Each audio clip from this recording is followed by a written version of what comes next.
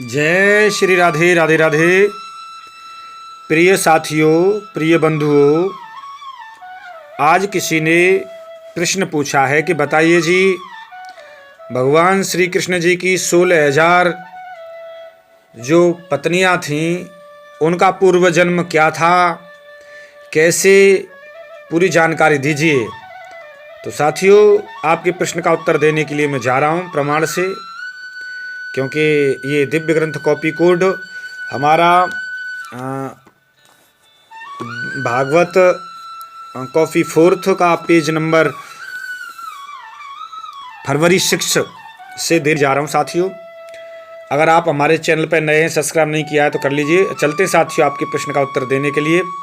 तो साथियों, सर्वप्रथम तो बात यहाँ से शुरुआत होती है कि एक समय की बात है कि नर नारायण तपस्या कर रहे थे। उस समय इंद्र घबरा गया और उनकी तपस्या को भंग करने के लिए अप्सराओं को भेजा।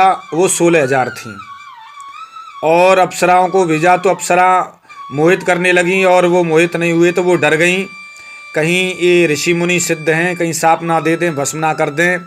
तो चरणों में गिर पड़ी, भगवान गलती क्षमा करें, गलती क्षमा करें, और हम आपको इस तरीके से आए थे, लेकिन हम आपके रूप पर मोहित हो गई हैं, अब आप हमें अपनी पत्नी बना लीजिए। तो नारायण जी बोले, इस समय नहीं, जरूर आपकी मनोकामना पूरी करूँगा मैं कृष्ण अवतार में। तो वही जो 16,000 अप्सरा थीं, यहाँ भी 16,000 भगवान कृष्ण की गोपी बनी वही।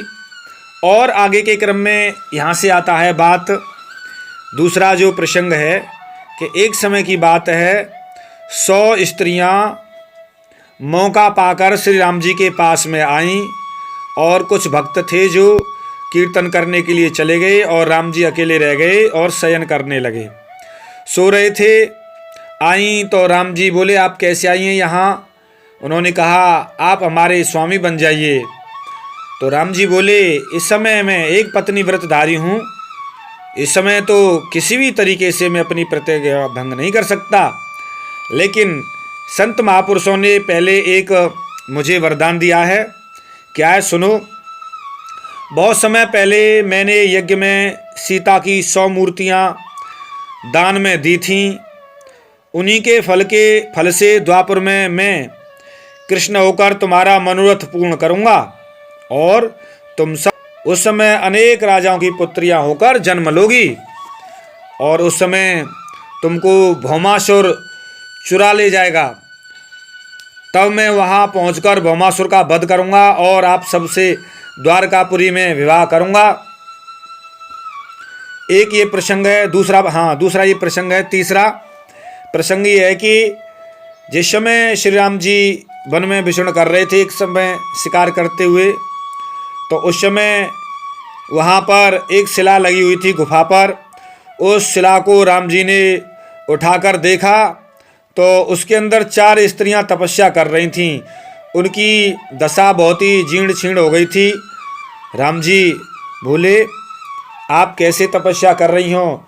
राम जी समझ गए इनके मन में भगवान को पाने की इच्छा है, तो राम जी ने 4 रूप धारण करके उनको दर्शन दिए, और राम जी बोले, आप वरदान मांग लीजिए। स्त्रियां बोली, सबसे पहले तो आप ये बताइए, क्या वह दुष्ट दुंदुभी जीवित है या मर गया, और आप कौन हैं?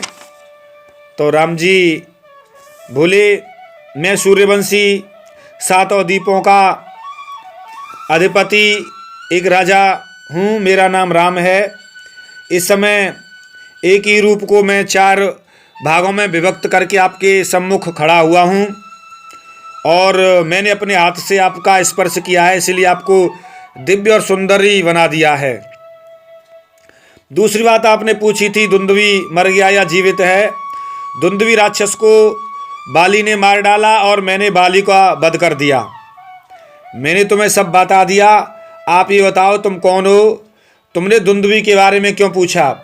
स्त्रियां बोली, हे राम, बहुत समय पहले की बात है, वह दुंदुभी राक्षस हम 4 ब्राह्मण की कन्याओं को तथा 16,000 क्षत्रियों की कन्याओं को और कुछ वैश्यों की कन्याओं का हरण करके लाया था। वो बहुत ही बलवान था। उसकी हार्दिक इच्छा थी कि मैं एक ही दिन में और 1,00,000 स्त्रियों के साथ विवाह करूं। वो ये चाहता था। इसी इच्छा के विचार से वह अच्छी अच्छी कन्याओं का अपहरण करता था और दुंदुभी जिन सुंदरियों को लाता था वह उन्हें इसी कंदरा में डालकर दरवाजे पर इतनी बड़ी शिला लगा देता कि आपके सिवाय उसे कोई दूसरा हटाने में समर्थ नहीं था। हम भी इस कंदरा में डालकर चला गया, हमको भी तब से हम ब्राह्मणों और क्षत्रियों और वैश्यों की कन्याएं यहाँ पड़ी हुई हैं।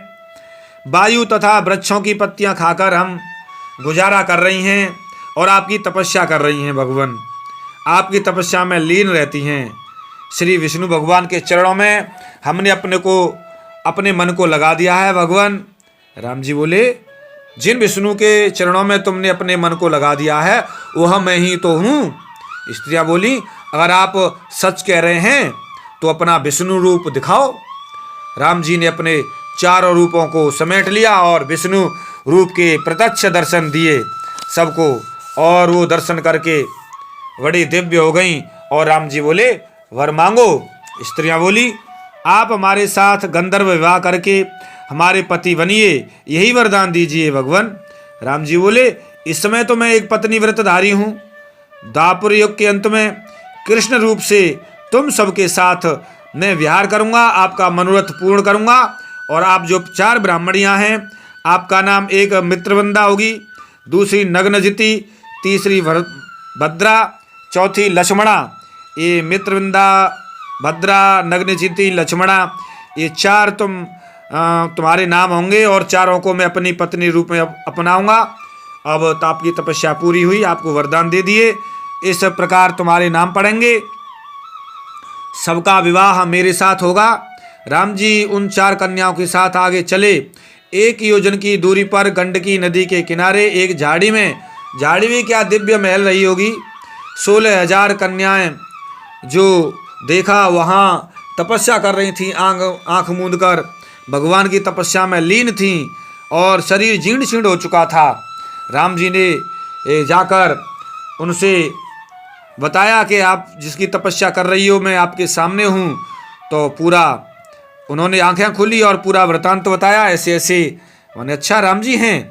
राम जी बोले, वरदान मांग लो। अनेक बार कहने पर भी राम जी ने उन सबको फिर भी वो विश्वास नहीं हुआ कि आप हमारे भगवान विष्णु जी हैं। उनको भी श्री राम जी ने अलग अलग रूप धारण करके 16,000 रूप धारण करके विष्णु रूप के दर्शन कराए और वह प्रसन्न हो गईं। 16,000 जो क्षत्रियों की कन्याएं थीं वह बोली राम जी से, जब तक स्त्रियों के चंचल कटाक्षों से पुरुषों का मन मतवाला नहीं हो जाता है तब तक स्त्रियां उन पर मोहिनी डालकर अपने मनोहारी भावों से पागल नहीं बना देती। राम जी ऐसी बातें सुनकर अंतर्ध्यान हो गए। वे सब स्त्रियां राम जी को ढूंढने लगी, ढूंढती ढूंढती रोती रोती, हे भगवान कहाँ चले गए। गोपियों की तरह, जैसे गोपियों ने गोपी गीत गाया है भागवत में, इसीलिए यहाँ इन नारियों ने भी नारी गीत गाया है। जयत ते धिकम जन्मना ब्रज श्रुत इंद्रा सस्वदत रही, इस तरीके से नारी गीत गाया है और रो रो कर वो बड़ा ज़बरदस्त है। अगर उस प्रसंग को लेंगे तो बहुत ही लंबा प्रसंग हो जाएगा, इसलिए उसको संक्षिप्त करते हुए सर्वत्र वो नारी ढूंढते ढूंढते ढूंढते रोते रोते अंत में प्राण त्यागने को चली, गंडकी नदी में कूदने चली। तभी श्री राम जी प्रकट हो गए। अरे आप ऐसा मत करो, आपने जो नारी गीत गाया है उसको जो पाठ करेगा वह मेरी कृपा प्राप्त करेगा। आपका नारी गीत बड़ा दिव्य है, आपके इस नारी गीत की स्तुति से मैं प्रसन्न हो गया, आप मुझसे वरदान मांग लीजिए। राम जी बोले, एक समय एक ही बात मैंने बहुत सी स्त्रियों को पाने की इच्छा से व्यास जी के सम्मुख सोने की 16 स्त्रियां बनवाकर ब्राह्मणों को दान दी थीं। तो उसी के क्रम में ब्राह्मण जी ने मुझे वरदान दिया कि हे राम जी, तुम्हें इस दान का सहस्र गुना फल प्राप्त होगा। 16 के बदले 16,000 स्त्रियां प्राप्त होंगी। यह वरदान उन ब्राह्मणों ने मुझे दिया। उन ब्राह्मणों के आशीर्वाद से द्वापर में कृष्ण रूप धारण करके मैं तुम सबका द्वारका में पाणी ग्रहण करूँगा। उस जन्म में तुम सब राजाओं की कन्याएं होगी। दुंदुभी राक्षस जिसको बाली ने मार डाला है, उस जन्म में वह भौमासुर होगा। दुंदुभी ही भौमासुर बनेगा। इस जन्म के समान ही तुम्हारा हरण करेगा। उस समय मैं भौमासुर को मारकर तुम सबको छुड़ाऊंगा। तब तुम भी दुंदुभी के द्वारा हरण की हुई कन्याओं को, जो जिसकी पुत्री थी, उन राजाओं को, ब्राह्मणों तथा वैश्यों को बुलाकर दे दी राम जी ने। जो उन्हें कहाँ की कन्याएं बताओ, एड्रेस। सबको उनको पिता को बुलाया स्वागत सम्मान से और धन से, मुद्राओं से, कपड़े से, लत्ते से, रथ से। राम जी ने बड़े दिव्य स्वागत सम्मान के साथ में, उत्सव के साथ में, भंडारे के साथ में उन राजाओं को, उन पिताओं को दे दिया। और उन राजाओं ने जाकर उन कन्याओं का विवाह कर दिया। और जिनमें से जो कन्या ब्राह्मण की बालिकाएं थीं, जो विवाह काल व्यतीत हो जाने के कारण वे विवाह न करके यूं ही पिता के घर रहकर व्रत उपवास आदि करके वे अपना जीवन यापन करने लगीं।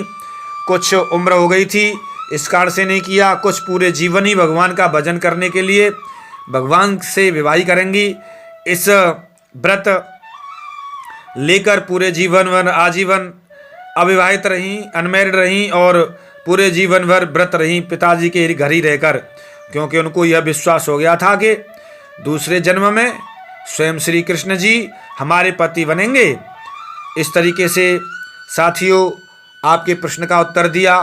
और आप इस वीडियो को पॉज कर के रोक कर सुन सकते हैं कि मैंने कितने प्रसंग आपको बताए हैं। यहाँ पर गोपियों के 4 प्रसंग को मैंने संक्षिप्त करते हुए और 16,000 का पूर्व जन्म बताया है। 16,000 जो भगवान कृष्ण की पत्नियां थीं, उनका पूर्व जन्म कैसे क्या हुआ, ये प्रमाण से है। अगर फिर भी किसी को कोई चीज़ समझ नहीं आती है तो साथियों कमेंट करें, मैं आपके प्रश्न का उत्तर जरूर दूंगा।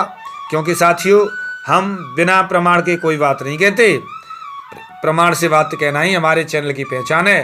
तो साथियों, मुझे ऐसा लगता है आपके प्रश्न का उत्तर पूरा हुआ।